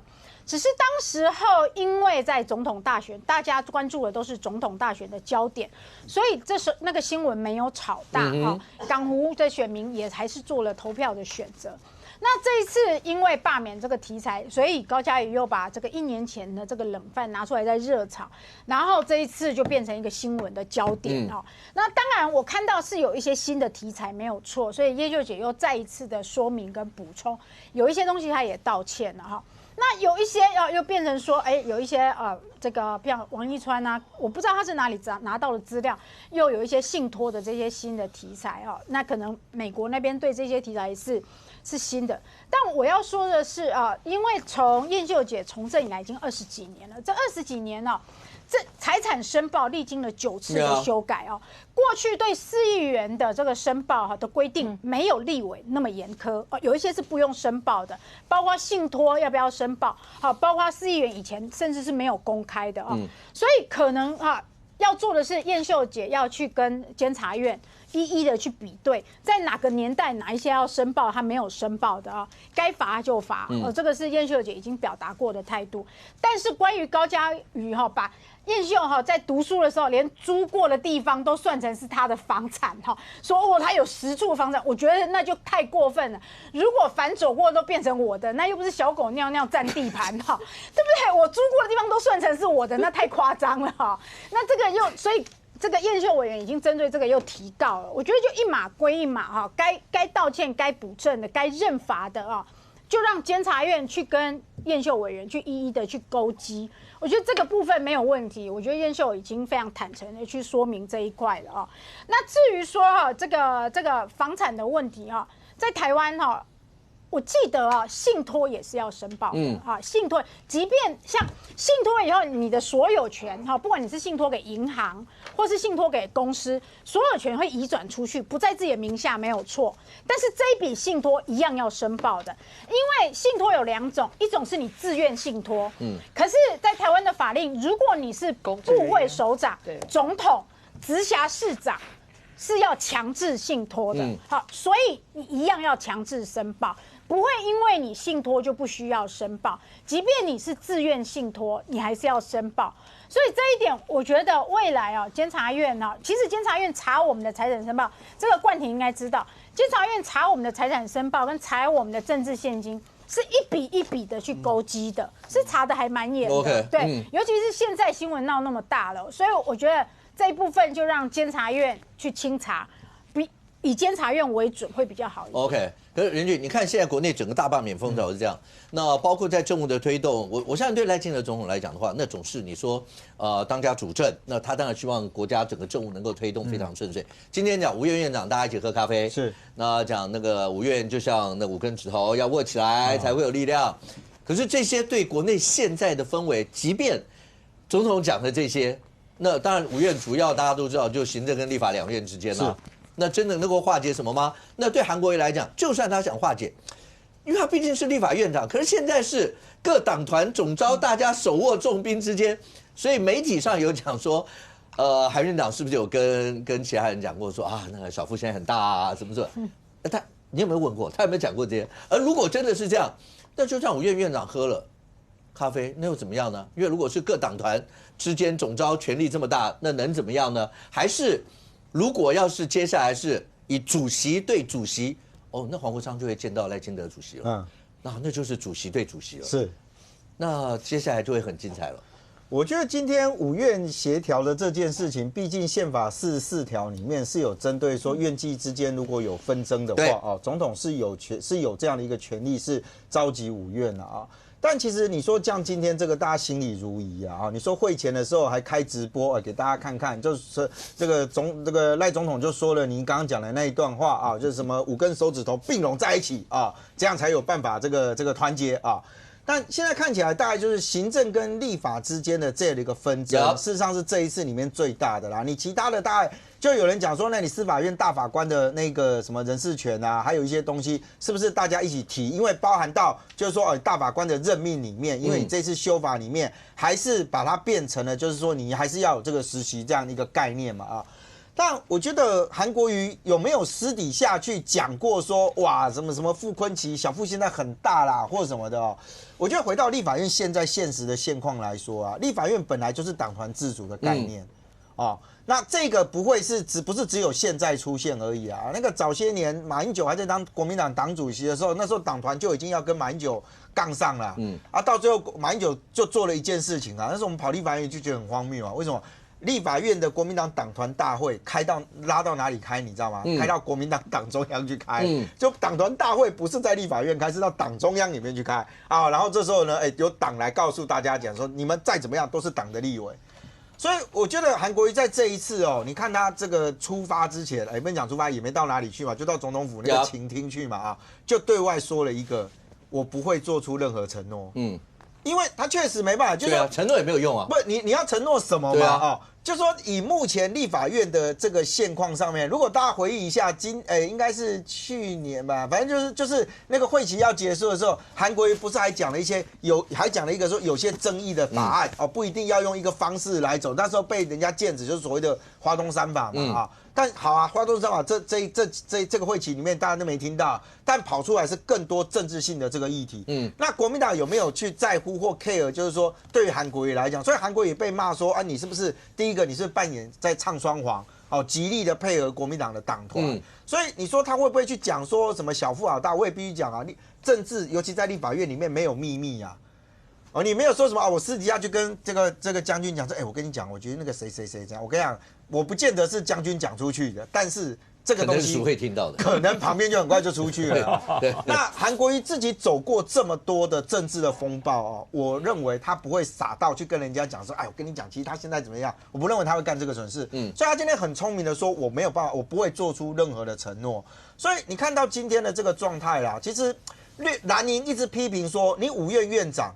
说白了一点嘛，其他4院其他这个4院里面，基本上都是跟赖清德是同一个态度嘛啊，就是希望这一块，尤其你看明天的时间点，是因为他的总预算案复议的部分要到立法院进行，而国民党已经扬言明天其实就是给予封杀了。所以你说今天的这个状态，因为到截至到录影的这个时间点，因为他后来他变闭门会议嘛，而且赖清德还特别告诉大家讲说。没有发言时间的限制，好，也没有次数的限制，感觉上是要讲就讲啊。可是我就回来，立法院长被要求要行政中立的这件事情，很大的一块是他要退出党团运作，因为就不想要说哦，我因为哪一个政党什么时候哦，他是这个，因为我这个政党的身份，所以党团里面我就配合 ，OK， 那会变成意识行政不中立的状态。所以我觉得啦，哦，今天赖清德在所有可以选择的选项里面，比如说院际协调，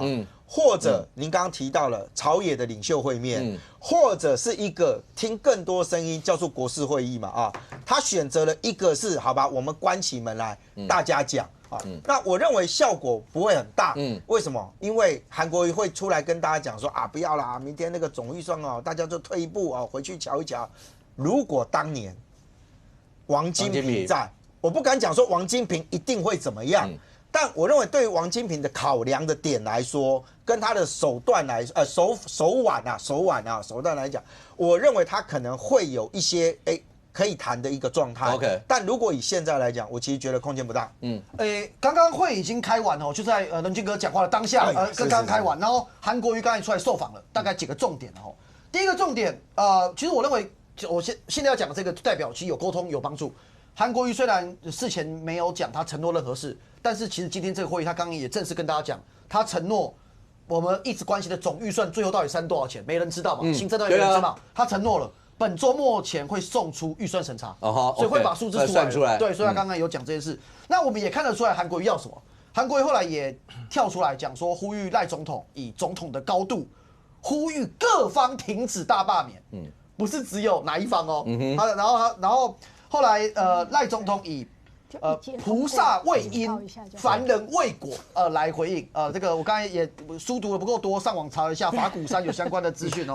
畏是畏惧的畏，菩萨为因啊，众生为果哦。但那个菩萨为因，凡人为果，面对来回应啊，那个什么意思？我们就大家各自解读，懂的人就懂。这样，我是觉得啦，大家一接过哈，给立法委员一个警惕，然后蓝绿两党哈踩个刹车。要不然哈，到最后。可是你觉得韩国瑜院长讲的这些，因为如果赖清德总统真的这样呼吁，那不就表示是民进党、是赖总统或什么当初过程当中，在这里头真的像国民党说的，是不是民进党在带着大家搞罢免这些？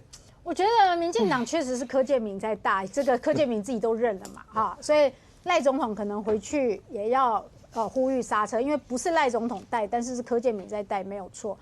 那一方先踩了刹车，另外一方就容易踩刹车嘛。因为国民党确实是一个比较在这一次大罢免是一个被动在回应的嘛。那现在很多立委一接通过其实我觉得已经是一个警惕了。那如果说这个国家要继续往前走的话，就是在这个时候院际协调，总统的高度都已经出来院际协调，我觉得蓝绿应该在这时候可以谈一谈哈，怎么样下个会期怎么样往前走了。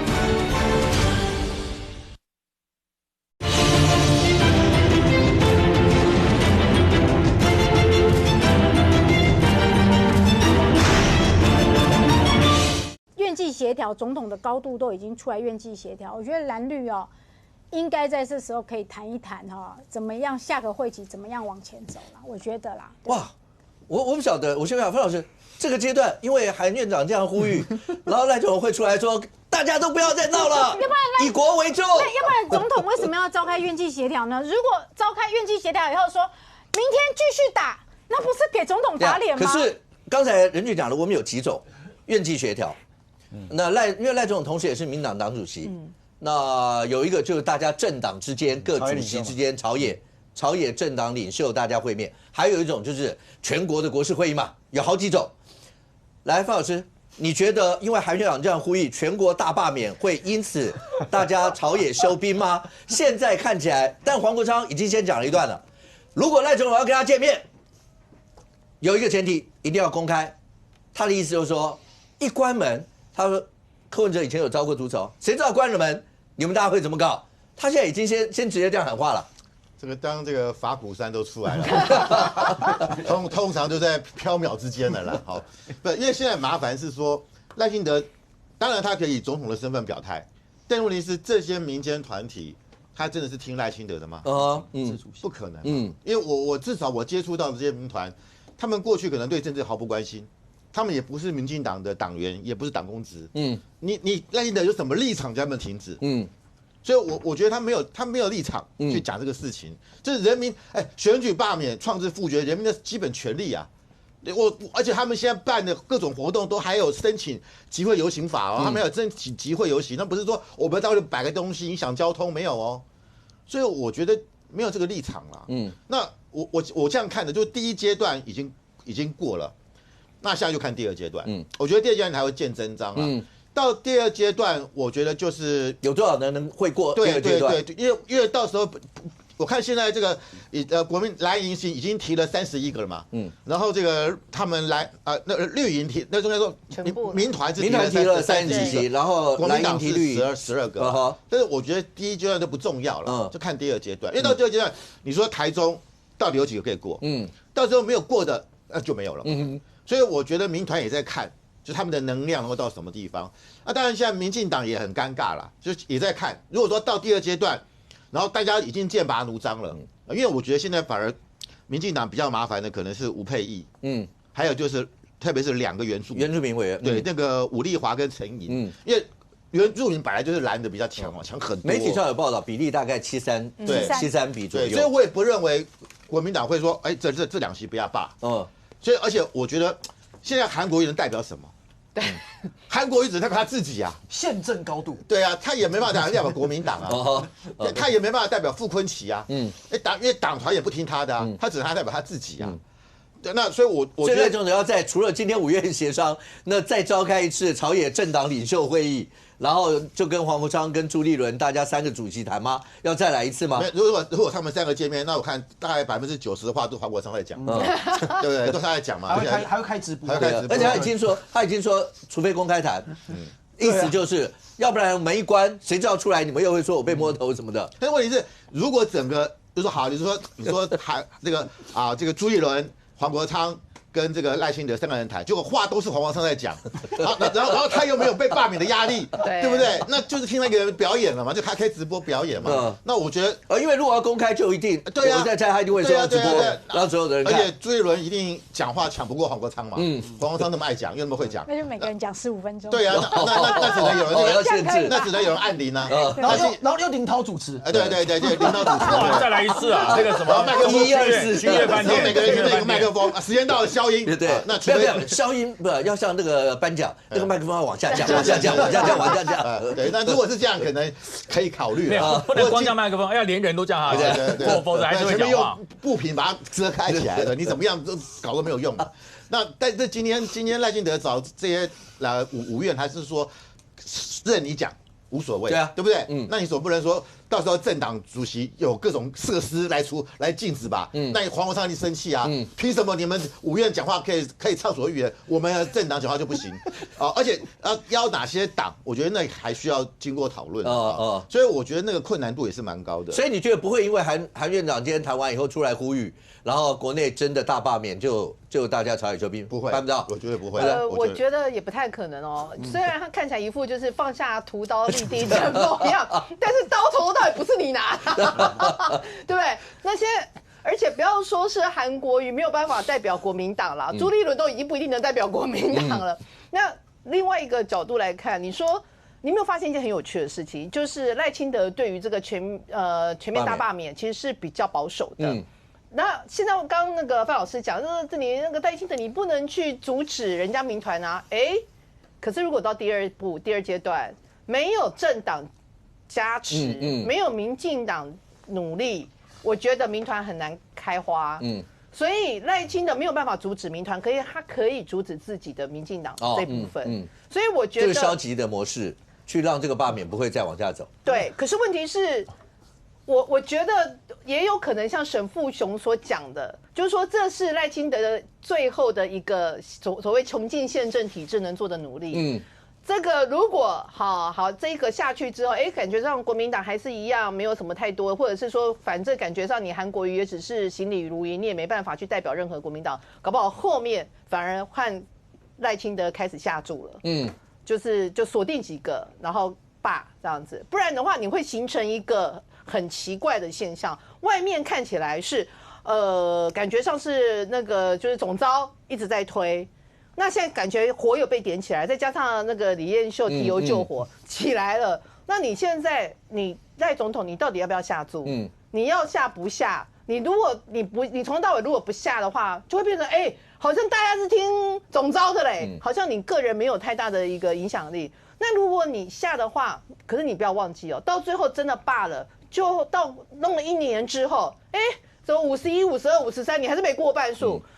你宪政，你推动，你不要说宪政，你的执政还是陷入一个僵局情况之下，这笔账会算在谁头上？一样是算在赖总统头上啊。所以总召嘛，起把那个温年来调啊，所以都是拿别人筹码在下注。我觉得这一次这个第一阶段罢免送出去好像绿的送，不是绿的，就是罢免民间团。民团送了30几席， 34个，然后国民党好像也送了14个嘛，14个。那我在基层看到的状况不是谁领的谁走，是这个罢免团体推的民进党在往前走。我看到的是这样，有很多民进党的这个地方的议员，他本来是不帮忙收件的，他被骂爆了。我跟你讲，被骂爆了。那么地方的第一线的议员啊、里长这些人，他重视是什么？选票啊，明年就要选嘞。你如果不去顺从这些民意，明年他不投票给你。所以我看到了很多民进党的议员，他是被推着走。他过年不想休假，他想休假啊，没办法，这些民团推着他走，所以这个时候如果不管是赖清德还是谁跳出来说好了，停止，不要再罢免，下次不要选。所以我觉得赖清德他没有那个力量，他也不会做这种事。他如果出来说好，大家不要罢免，就到此为止，下次不要选了。那么国民党也一样啊，现在火点起来了，14席点起来了，要14个要去罢免了。你突然间朱立伦说好，我们放下屠刀，立地成佛。我告诉你，你今年就成佛了。我跟你讲，不用到明年了，你今年下半年的党主席选举你就成佛了。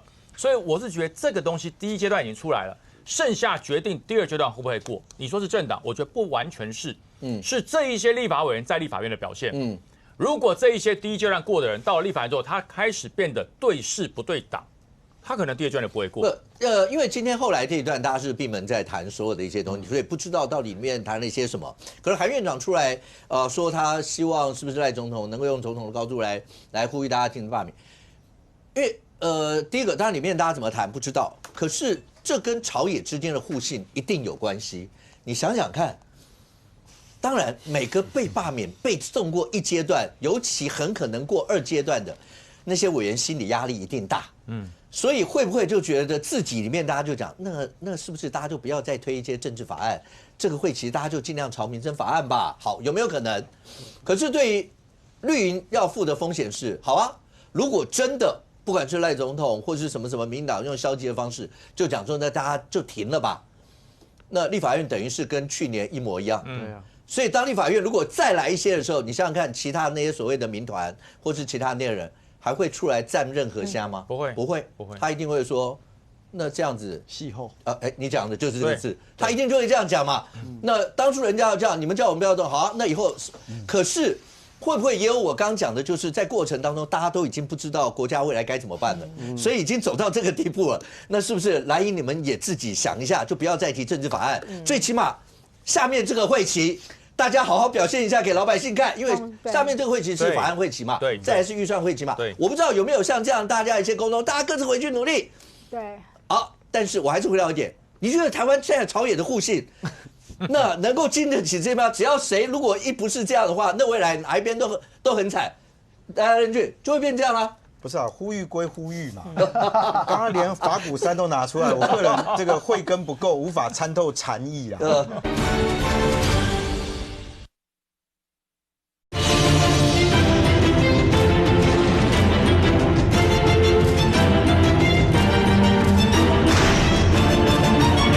那未来哪一边都很惨，大家认去就会变这样啦。不是啊，呼吁归呼吁嘛，刚刚连法鼓山都拿出来，我个人这个慧根不够，无法参透禅意啦，所以我就用最现实的点进来看嘛。刚刚提到说，如果是他解读是说，韩国瑜希望呼吁大罢免这件事情，大家各自刹车。请问这件事情要能够被实现，要多久以后的事？我送案的已经送案了嘛，接下来就等二阶嘛，对啊，对不对？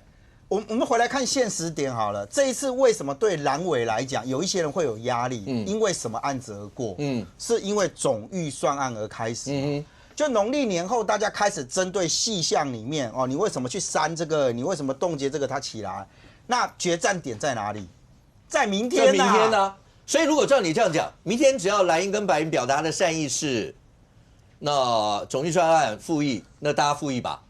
不要把复议给翻掉，那某种程度是不是有一些还可以再让他再复活检讨，这是善意。但是你忘了一个角色，黄国昌的白营。是啊，这八席黄国昌已经喊打喊杀成这个样，都已经说成这个样了。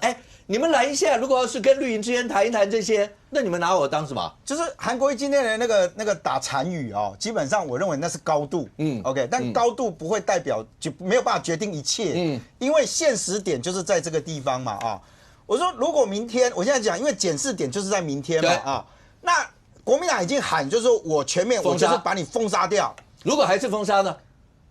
那就表示他今天就白来一场。那就是残语，就是残语嘛，就是高度很好但是很不好意思现实就是跟高度会不一样嘛就说他真正的困难点，其实抉择不是在赖清德啦。就你刚才讲互信的这件事情赖清德也可以说我们各自努力我不觉得在那个当下会说我不要，我控制不了，他们要怎么搞，不会啦，不会哪个政治人物会突然这时候跟你讲。可是我就讲马上要兑现的是谁？明天是明天那这件事情既然这个风潮是因为总预算案而开始了，大家对这个不满，你要看一直冲，就说前面的能量对于国会改革或什么，其实对很多民众来讲他无感。OK。你这时候国民党明天的这个状态就很简单嘛，我还先不论黄国昌啦，因为黄国昌如果他提说我要坚持这样，那国民党就我就要赞成啦，你8席跟你坚持就是蓝跟绿还是绝对大。如果蓝绿真的在这一部分是有这样的，那国民党可能今天就要算明天有谁不小心上厕所明天有谁突然家里有事突然又全部都要去住某一个饭店，就是要不小心离开这样子那表决这样，那太难了。所以我就讲，就是说韩国瑜今天喊，我觉得还是回到了他最早的那个时候，他没办法做任何的承诺。为什么？到了明天的时候一翻开。我反而这样觉得，我个人是比较阴险的这个阴谋论者嘛比较阴险。对于绿营来讲他就是累积雄美不嘛。我今天总统已经在今天我召开这样的一个会议，当然你可以批评他时间点嘛，你早一个礼拜大家有点时间。你真的很阴险，难怪淑慧说对你是阴险。你没啥，国民党你已经想到了，国民党说我阴险，表示我一定说对了什么。因为你刚刚讲。所以绿营是在累积雄美不？对，我总统高度都已经5月协商，韩国瑜出来讲这句话也在累积雄美不？对吧？我都已经说了，总统麻烦你停止朝野大罢免，结果你没有做，所以两边各自回去，继续跟支持者说，你看对方就是坏，是这个意思。不，那对民进党来讲，因为韩国瑜喊出来这件事，我不认为民进党会有哪个250会跳出来说不可能我们怎么样？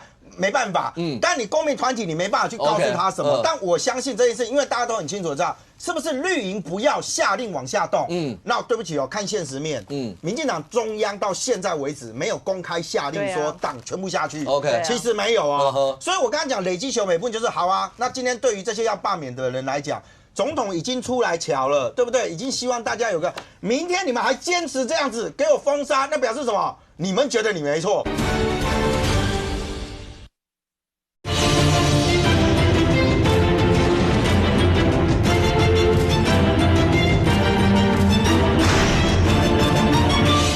那对不起哦，看现实面，民进党中央到现在为止没有公开下令说党全部下去。其实没有啊。所以我刚才讲累积球每部分就是好啊。那今天对于这些要罢免的人来讲，总统已经出来瞧了，对不对？已经希望大家有个明天你们还坚持这样子给我封杀，那表示什么？你们觉得你没错。好，两个政党的代表来，冠廷是。那你会对于包括韩国瑜呼吁这些所有的，你会怎么看？没有，因为我老实讲，我赞成刚才于将军讲的。公民团体走在我们前面，然后推着我们往前走。我赞成任俊哥刚才讲的一半，就是说我们目前的态度是尊重公民团体，可是我们其实也没有给底下的党公职设红灯。就底下党公职当联署要找他们帮忙，然后找他们协助行政协助，还是说被一些行政单位刁难，我们的党公职帮忙，我们也没有开红灯。所以我觉得是维持一种。底下党公职因为觉得这些立委真的该被罢掉，你们要协助就协助，可是也没有说什么哇，全部的罢免由民进党来发动，大概是这种状态。OK， 所以结论是我不认为总统可以去下令说什么，我们就停止大罢免。但柯建铭真的有下令全台大罢免，你又可以说柯建铭讲话不算数，好，没有关系。我觉得大罢免归大罢免，但是行政院跟立法院呢，我觉得如果真的要协商的话，总是要各让一步。你如果说总预算要有缓夹的话，那明天的复议案不止一个耶，那行政院要不要先撤掉一个嘞？你不可以说我全部都要复议，你全部都要给我重新嘛，对不对？像台北市议会，国民党跟民进党是可以政党协商的哦，一个让一个退嘛。可是现在没有啊，行政院两个都要复议，那你是不是要求立法院两个都要吞下去呢？那像立法院都不能审法案，不能立法，不能删预算，预算删多少才是合理的嘞？请问一下，立法委员预算要删多少才是合理的？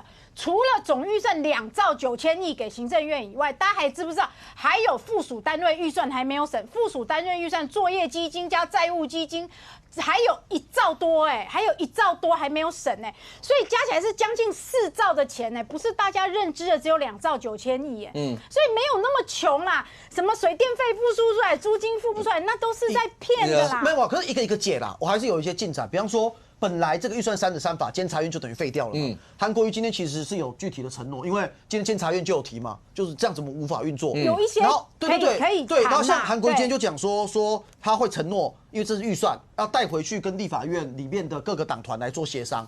其实就是一个个解啦，我觉得大家就维持一个善意。但是什么选罢法就不用提复议了，一个身份证联署还要提复议。我觉得行政院有一些让步啊，窒碍难行。OK， 这有什么窒碍难行的？我觉得当然，其实现在我觉得韩国瑜就算回去立法院这么多案子，他能够一一解吗？很难，不可能嘛。对，而且都是自私一分的事情。你看现在光是我听到了，光是像陆委会，他明年所有补助学术单位的办活动的钱全部都不给，都没办法给了嘛。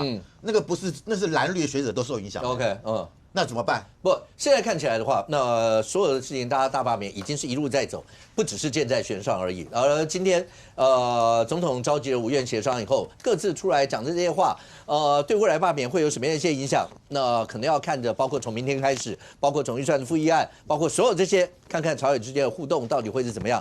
但不管怎么说，这个罢免。孰为因，孰为果？因果之间到底怎么样？那可能大家各自要好好想一下了。OK， 非常谢谢所有来宾，也非常谢谢观众朋友收看《新闻面对面》，我们明天见，拜拜。